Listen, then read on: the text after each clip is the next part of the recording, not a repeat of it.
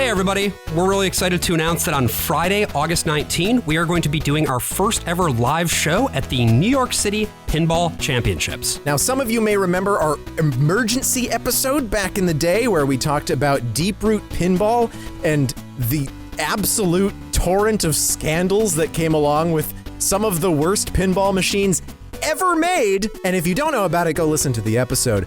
But we're going to follow up on that story because, hey, history keeps happening in the world of pinball. So head on over to nycpinballchamps.com to get more information about that.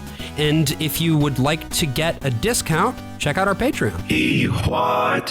When I was like 16 years old, I modeled my life on Sally Bowles, the Candor and Ab Sally Bowles. And then I grew up and discovered Wikipedia as a thing and read about the real life inspiration for Sally Bowles and was like, I don't think my nose can handle that much cocaine. So I gotta go a different path in life. I'm sure your roommate Elsie is very, very happy that you didn't go the route of Sally Bowles. But what was it about that story that really spoke to you? What was it? It was like, this needs to be me right now. Was it like just being really mysterious and really bohemian, or what? So at the time I was living in Northern Virginia, which is basically Berlin 1930s, but without gay people. So I was like, the thing that I need for this is like queer people and also to look like Liza Minnelli.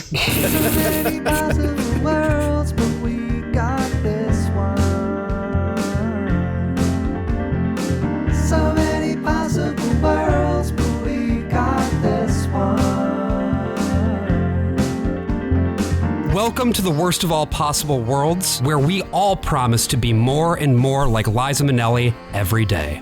I'm the worst of all possible Joshes. I'm the worst of all possible AJs. And I'm the worst of all possible Brians. Joining us today, we have a guest who has been a friend of mine for quite a while now, and she has a great podcast of her own. We're really excited to have her joining us today, Emily Robinson. Thank you so much for having me. I'm really excited, and I think this is possibly the most deranging source content for a podcast that I've ever done. So the long form breakdown I'm excited for. And why don't you tell us a little bit about your show and what you do on that? I've got a show with my co-host, my dear co-host Manu, and we go scene by scene through the Lord of the Rings, the Peter Jackson trilogy. And we just had AJ on to do the most unnerving Gollum impersonation I've ever experienced. Yeah, that's why I get the no buck. That impersonation has gotten him multiple unpaid jobs. That's very, very true. And a fiance. So, well, how about that? And they don't pay either. They sure don't. That episode is actually, I believe, out now. As of when this episode will be released, people can also go to your Patreon and get that. So we'll put a link in the show notes and talk about it again at the end of the show. Yeah, so your podcast focuses a lot on the literary output of one John Ronald Rubel, Toll, however we pronounce that last syllable. Keen, Ken, Kien, just roll the dice. Who cares? I like Kien. I'm seeing the new Tolkien movie this weekend. And today we are going to focus on a very close personal friend of John Ronald Rubel, last name. And this man is a guy... also goes by his initials because he has an even weirder name, Clive Staples Lewis. Do you remember on Community where they had a man legally named Subway for a while?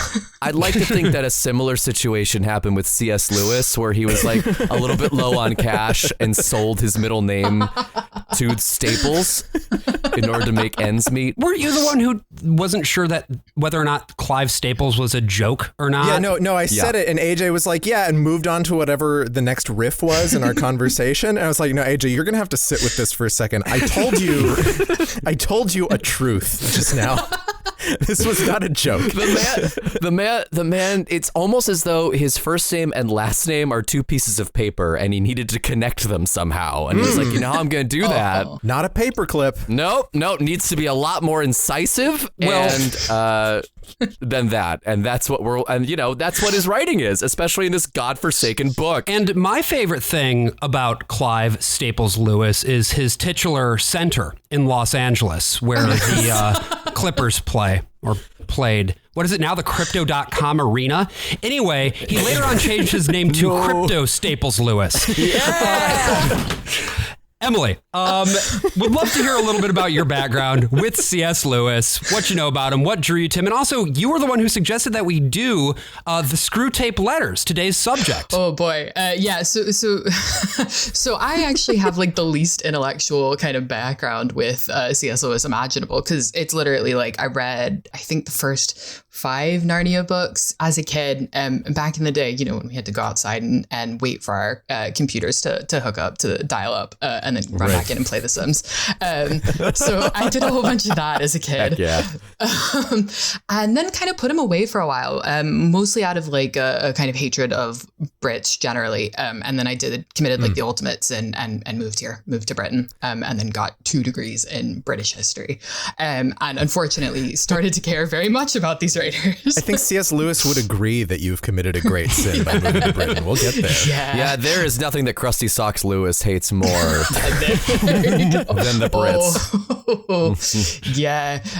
Oh God, it's awful. So I ended up, God, I think I have to do this, like, and this is kind of going to be my moment of atonement, but I was at Cambridge last year, and kind of suffering through a painful degree there, and was kind of looking for an outlet. And so of course went, as one does, to J.R.R. Tolkien and Lord of the Rings, and was kind of reading through it and, going on these like Wikipedia dives. And then there was all of this kind of horrifying stuff about C.S. Lewis. And I was like, oh, I remember that guy. Like, yeah. Great book, good vehicle for launching James McAvoy's career. Great. And read the Screwtape Letters in prep for my sort of research, which dealt in large part with like, why the fuck are the Brits like this? And it turns out this is the Bible of why the Brits are like this. It's such a unique peek into the sort of general cultural neurosis of the bog people, and it's not ashamed of that either. It's really like sardonically writing about neuroses and sardonically writing about the neuroses that lead to sardonic writing. Hey, look, okay, I do have to say, strange loop that as an Irishman, I feel like I need to really say that we are bog people. The British have taken enough from us. Do you know what I mean? Like, at least leave us our bogs. So you're reclaiming the bog is what you're doing. I can't abide by this. Like, we know the English are also bog people. Boudica and her nude soldiers all hid in the bogs as the Roman legions marched through. I can't believe we're gonna lose the Brits. I was gonna say, guys, I just checked the Patreon. We've lost 3 subscribers. Done. Just Please, now. they're all trash future listeners. We're not mean enough. Yeah. They get off on this shit. Well, the English are, well, not the English. I should be very careful about this. The Brits are actually like strip mining the Irish peat bogs right now. And this is like, this is one of these things. My partner is like an Irish legal journalist. And so I hear this shit all the fucking time. Sure. And like, the Irish can no longer grow a whole bunch of their shit because the English have strip mined the bogs because they've already strip mined their own bogs. Is it because there's coal beneath the peat bogs, or is it the peat itself that they're burning off? Yeah, peat is like quite a good like fertilizer and preservative, I think. And this country got rid of all of its farms like in the early 1900s, and then we Brexited, and now we have no food. And so we're like, oh fuck, we might need these again. Victory gardens. So yeah, speaking of the English and the Irish and the many complications that happen on these horrible little islands. Clive Staples Lewis was born in 1898 in Belfast. His father was a solicitor, and his mother, Florence Hamilton, was a descendant of Church of Ireland clergy. So they were, Anglican, but not Anglican because they were Irish. Mm-hmm. She also was descended from an 18th century member of parliament named John Staples. So that's where the Staples middle name came from. His brother's middle name was Hamilton. So there you go. Poor guy.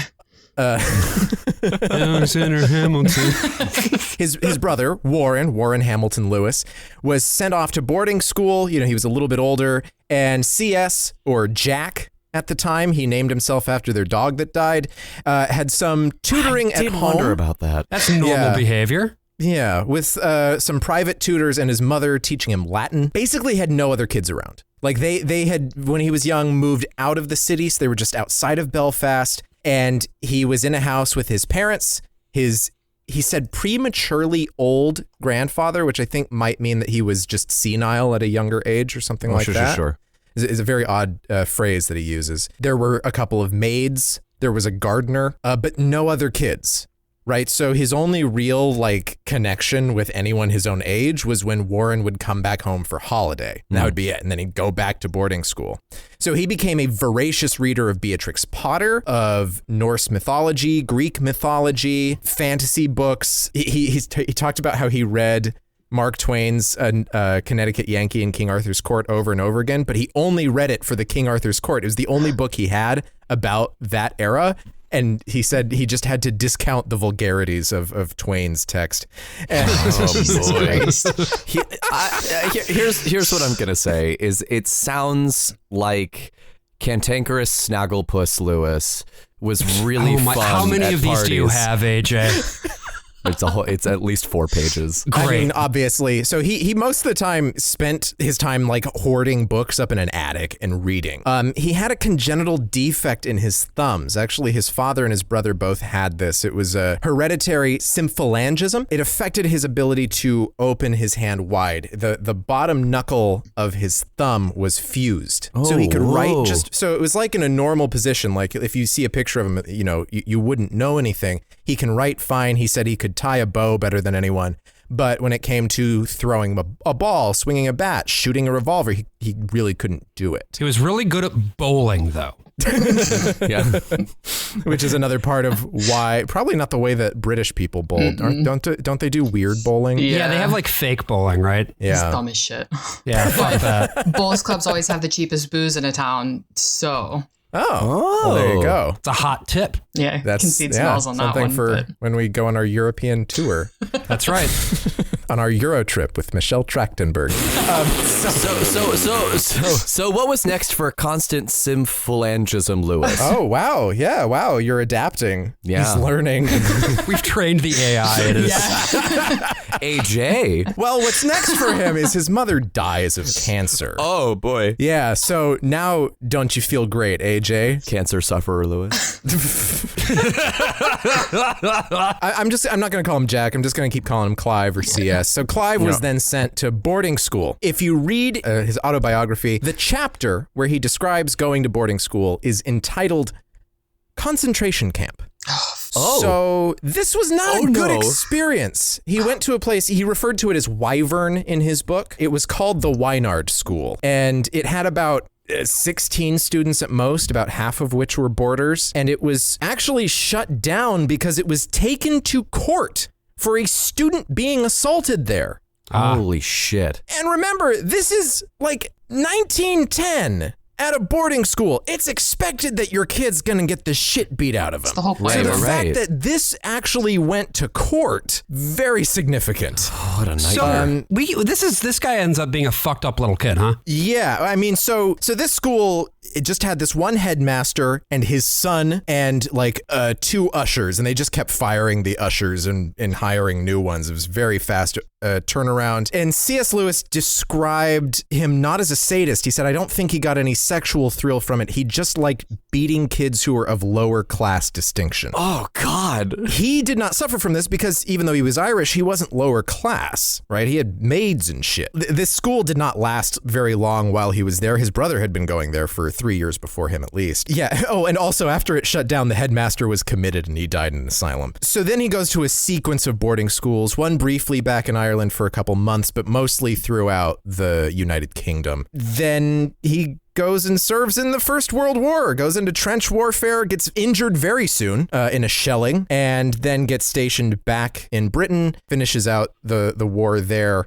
and then goes back onto his university studies, where he meets such people as J.R.R. Tolkien. So while he's at Oxford, he's an atheist at this point. He's done with the whole religion thing with his dad and with his extended family and all of that bullshit. It's just gone. And war probably had a huge part in that. The war was a factor for sure, but I think he had already kind of abandoned it by that point. So he's in his like edgy deal with it phase right now. Yeah. And so he's kind of found this person that he ends up living with her. She was the mother of a friend of his who died in the war. And it was one of those like battlefield promises, like if I don't come home, you got to talk to my parents. And since he didn't have his own mother, they bonded very quickly. And there's even some thought that they may have been sleeping together throughout the 1920s. How Freudian.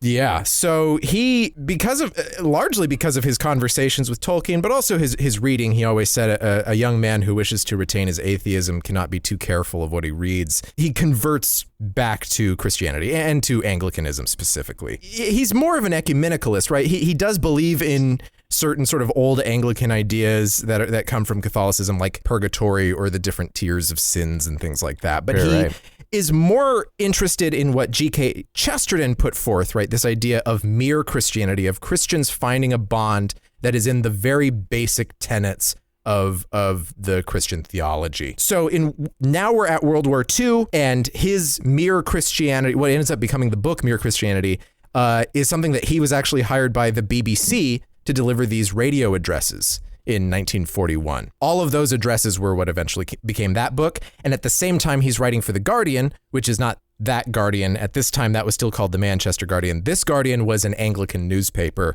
where he wrote essays that were in the form of a demon named Screwtape writing to his nephew Wormwood. So that's where we start to get to the Screwtape Letters. All right, cool. Really interesting book. And we're gonna unpack this sort of piece by piece. So fucking much. I hate everything about this fucking book. But I have a question for everybody, because this was my first time reading Screwtape Letters in its entirety. I saw the stage show back in 2010 when it was off Broadway. Condolences. I actually went there with an ex of mine, and Screwtape was it was a very important book to her growing up. I guess in her defense, I didn't take it as seriously as I think she wanted me to. It was like she was showing me something that she really loved, and I was not as sensitive to that as perhaps I could have been. But oh my God, it was one of the most unendurable evenings of theater I've ever experienced in my life, because all they did was just perform the letters for you out loud, and then in between each of them, it would black out, and you just hear the same bump bump ba bump ba bump ba bump bump bump ba bump ba bump ba bump bump bump for like 10 seconds, and it would come up, and they'd be in like a slightly different position, but he'd always start with "My dear Wormwood," and then begin again. And I at one point I started laughing, and I couldn't stop laughing because I realized that this was forever. Like there was no leaving this. This is and there are 31 Screwtape Letters, so there were 31 blackouts and then the lights come up. There's no way they did the whole thing. They did not do the whole thing, because the whole thing. Yeah, I was gonna say that's like fully experiential theater there. Like welcome. Yeah. That's elevator repair service shit. They fully cut it in half, so that it was only an hour and a half. Because I listened to the audiobook in preparation for this, in addition to reading it, that John Cleese performs, which is on any streaming platform you want. It's everywhere. You can just find it on YouTube. Emily, I see you just sort of like shaking your head in disappointment right now. Especially at John Cleese, please. When I read this for the first time, I remember going through this and being like, God, this is like Monty Python. But John Cleese has kind of had I don't even want to call it his like villain arc, because he's kind of always been like this and never really coy about it. But like, he's doing all this stuff like, the tenement dwellers meeting the Scottish people like rule over us, and shouldn't we kind of roll the tanks into Glasgow, which I agree with, but not rolling the tanks into Edinburgh. Or like, his whole like cancel culture shit, begging to be canceled. And when I was reading Screwtape for the first time, I just remember being like, I can hear this in John Cleese's voice. And then it turned out I could actually hear it in John Cleese's voice. Yeah, it's like point A to point B of like the death of like British comedy or like self-awareness. Yeah. My dear Wormwood. Like it's just, it's so, it is funny because he actually fucks up a lot while reading it. And they don't edit it out. He just goes, Hey folks, this is a preview of a premium episode, and if you want to hear the rest, go on over to Patreon. You get to hear such lovely things as, well, C.S. Lewis's thoughts on sex, for one. Anyway, we got the link in the description below. If you like our guest, and how could you not, go check out her show, My Brother, My Captain, My Podcast. AJ just guested over there, and it was awesome. They have a Patreon too. Again, it's all in the show notes. Go check it out.